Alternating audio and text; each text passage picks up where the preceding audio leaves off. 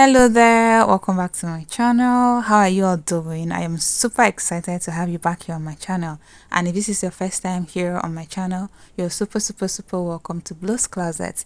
Today I bring to you another easy tutorial on how to cut and sew a circular flared shirt.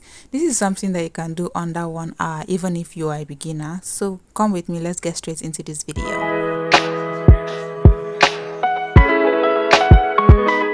For this project, you'll be needing about 1.5 yards of fabric, and this is dependent on how long you want your shirt to be. So I feel like the longer your shirt, the more fabric you'd need.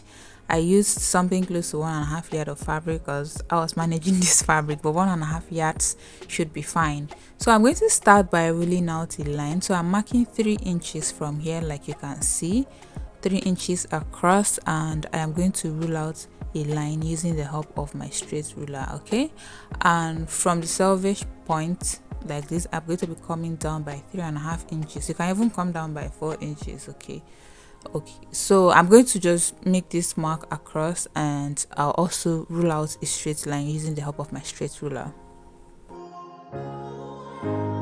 So after ruling out these lines, you see that I have an angle right here, and that is going to be crucial when I want to mark out my waist measurements.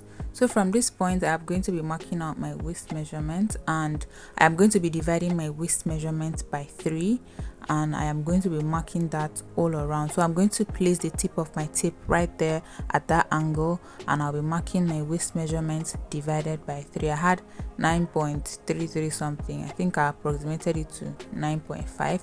So that is what I'm marking around, just like you do when you're trying to cut a circle skirt, okay, or a peplum. So after marking, I connected my points, and this is what I have. And the next thing I'm going to do is take the length of my shorts. But first of all, I am going to label this part my front. You know, I marked in 3 inches on this side and 3.5 inches on the other side. So the part that has 3.5 inches is the back, because the back is supposed to be bigger than the front. Okay, so the next thing I'm going to do now is mark out my length.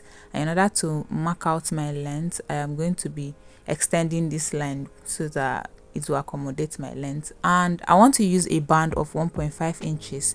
So I am going to be subtracting that from my measurements. Okay, so I put the 1.5 inches mark on my waistline, and I'm going to mark my measurement. So I want to use a length of 18 inches. I added extra 1 inch for hemming, and I have 19. So this is me measuring out what I have there in total, and I have 17.5. Remember, I took out 1.5 inches for my band. So I am going to go ahead and just mark that 17.5 inches point across. I hope this makes sense to you. Okay, so if you have any questions, any thoughts, any suggestions, you can leave it in the comment section for me. So I'm just going to keep marking this across, and after that I am just going to connect these points to make it more visible.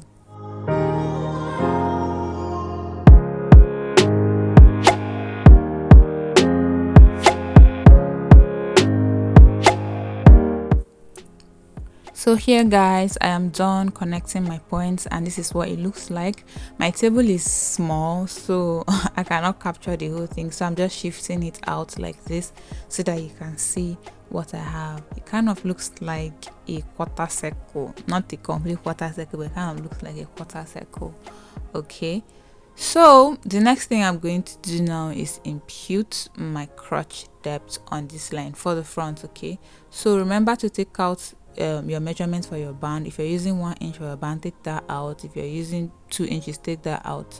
So for my crotch depth is your hips measurement divided by 4 plus 2 inches, but I made mine plus 3 inches because I want it to sit to be loose, to hang loose. Okay, so I don't want it to be tight. It's a circle skirt.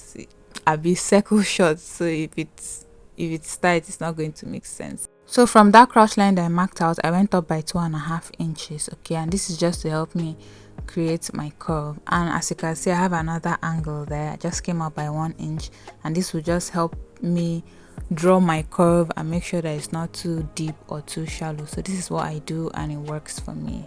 So now on this crouch line, I am going to be coming out by 2.5 inches. You can use 2 inches, you can use 3 inches, but I feel like the crotch area is supposed to be free, so 2.5 inches and above should be fine, but maybe no past 4 inches. So I have extended my line, and right here I am done creating my crotch for the front. So the next thing I'm going to do is create my crotch for the back, and I am essentially going to be doing the same thing. The major difference is going to be ½ inch. So this is me subtracting that 1.5 inches for my band again. I'm marking that 13 inches out, rule out that line like so, and from that line I'm going to be marking 2.5 inches outward, just like I did for the front, and 2.5 inches upwards to help me draw in my curve, and 1 inch from that angle. All of this to help me draw in my curve. So I am going to draw my curve as seen. After drawing in my crotch curve, I am going to be extending that 2.5 inches point down to the hem. So this is me marking 2.5 inches down to the hem and connecting with a straight line. So like I said, the back crotch is going to be bigger than the front crotch by ½ inch. So that is what I want to extend now. I'm going to be extending out by ½ inch, and then I'll add another ½ inch for seam allowance. Okay, so ½ inch extra for the back crotch and ½ inch for seam allowance. I mark that out and I roll it out with a straight line. So the crotch area for the back is complete for now. So I'm going to be adding ½ inch seam allowance to the front crotch later on. I forgot to do that earlier. Now I am going to work on the waist. I'm going to be raising the back waist. Okay, and in order to do this, I am going to measure out what I have on my waistline. Okay, so I'm going to measure everything out, and after measuring everything out, I have 15 inches, which is fine because my waist measurement is 28 divided by 2 is 14, so the extra 1 inch is seam allowance. All right, so I got the midpoint, which is 7.5 inches, and from that my center back, that line there is my center back, I came up by 1.5 inches, and I am going to be blending this to meet that midpoint. I tried using my curve ruler, but it wasn't working, so I had to use freehand. So if you have a smaller butt, you can use 1 inch, or if you have a bigger butt, you can raise it by 2 inches. Now for the front, I am going to be coming down by ½ inch. This step is optional. Most times I don't slant my front waistline when I'm sewing a high-waisted something, but I decided to slant it this time around, and this is what it's looking like. So I went ahead to remeasure what I have here to make sure that I have my waist measurement complete. So I have everything is complete, everything is fine. All right, so like I said, I added ½ inch for seam allowance on my back crotch, so that's what I am going to be doing for my front now.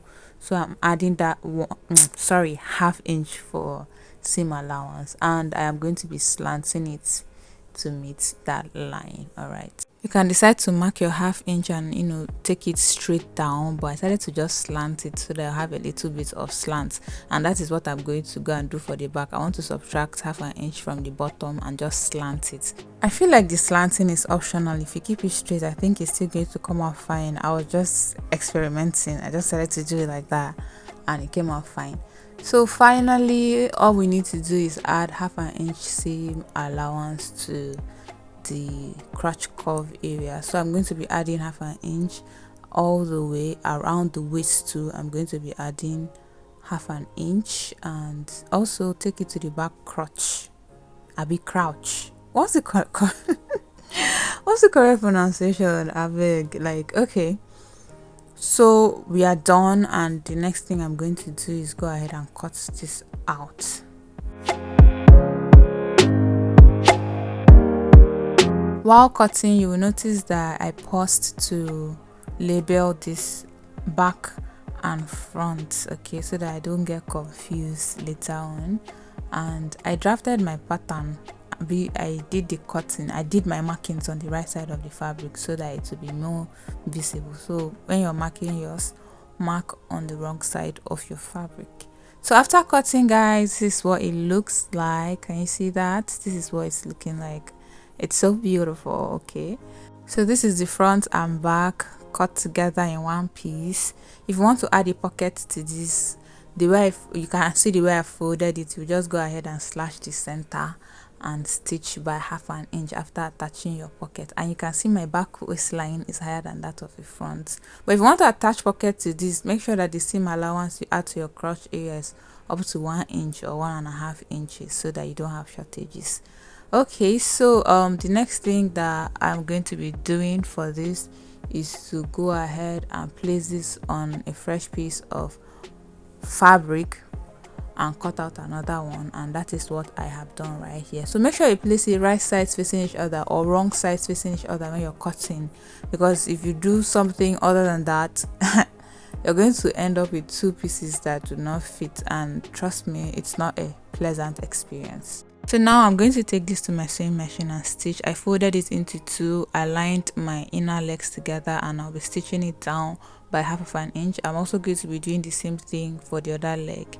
So if you added more than 1/2 inch for seam allowance, go ahead and stitch it down by whatever seam allowance you added. After stitching it down, this is what I have. I open press my seam. If you have an overlocker, go ahead and overlock the whole thing before sewing, but me, I don't have, so I'm going to be overlocking after sewing. So I turned one of the legs inside out, and this is to help me fix the crotch properly. I am aligning it seam point to seam point. Okay, so make sure that your seam points match, and I am pinning the crotch together. So I'm first pinning the front crotch, and after pinning the front crotch, I would go ahead and pin the back crotch together. So if you know you work well without pins, you can skip this part. Don't pin it, sew it like that. But I think pins are a lifesaver. So after pinning everything down, I'll take it to my sewing machine. Starting from the front crotch, I'm going to be stitching till I get to the back, where I'm going to be leaving room for my zipper allowance. Right here, I am done stitching. Like I said, I started from the front and took it to the back, and I left room for my zipper allowance. I left about 6.5 inches for that. So when I add my band, I'll be having like 7.5 inches. So the next thing I'm going to do is attach my waistband to this. Okay, we're almost done. This thing doesn't take time. So I'm going to measure out what I have on my waistline, starting from that same point all over, and I think I have about 14.5 inches. So this is my band that I already prepared, and I know I'm putting it on fold to make sure that I have up to 14.5 inches, and I have way more than that. So I want to show you how I prepared my band. You can go ahead and prepare your band however way you'd like. I have a joining in the center because I was managing fabric. Okay, so the entire band before folding is 4.5 inches. I started by folding in 1/2 inch, and after folding 1/2 inch, which I'm going to be using to stitch this down, I folded it in again by 1.5 inches. So at this point, if your band is up to 2 inches, fold it by 2 inches. If it is 1 inch, fold it by 1 inch. And after folding that, I folded the excess allowance left, and I folded it in such a way that I have like half of 0.25 inches peeking out. So like I said, feel free to prepare your waistband however way you like, but this is like the method I like using when I'm sewing shorts, because it keeps my seam hidden. So I'm going to open this band up now, and I'm going to be placing that part that I folded it by 1/2 inch on my waistline, right sides facing each other. Okay, and I'm going to stitch it all around. After stitching it all around, this is what it looks like. I am going to go ahead and fold my waistband and use it to conceal the raw edges, and I'm making sure that the seam allowances are facing upwards into the band. Okay, after pinning it down, I'm going to cut out the excess band. Then I'll take it to my sewing machine and make a stitch. Now I am not going to be stitching directly on my waistband. I am going to be stitching on that seam line that I made. Okay, so this is like my own method. Like I said, go ahead and use whatever method you like. So after making that stitch, this is what it looks like. My seam line rather is hidden. You will not be seeing it from the front, you'd only be seeing it from the back. So this is like a method I like using whenever I'm sewing short. In fact, I think this is my new favorite way of attaching waistbands. Okay, so finally what I'm going to do is fix my zipper, attach my zipper to this opening that I have, and finally I'm going to go ahead and hem my shorts. So I'm going to be folding it in twice and I'll hem it, and it can be a little bit tricky to hem because this is like a curved hem. All right, so guys, this is what it looks like after attaching my zipper and after hemming my shorts. Can you see how beautiful and clean it is looking?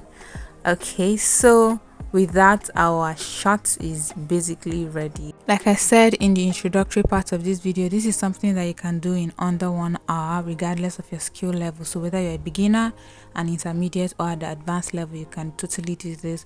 And this does not mean that you should go ahead and put pressure on yourself. Or feel free to take your time to sew this.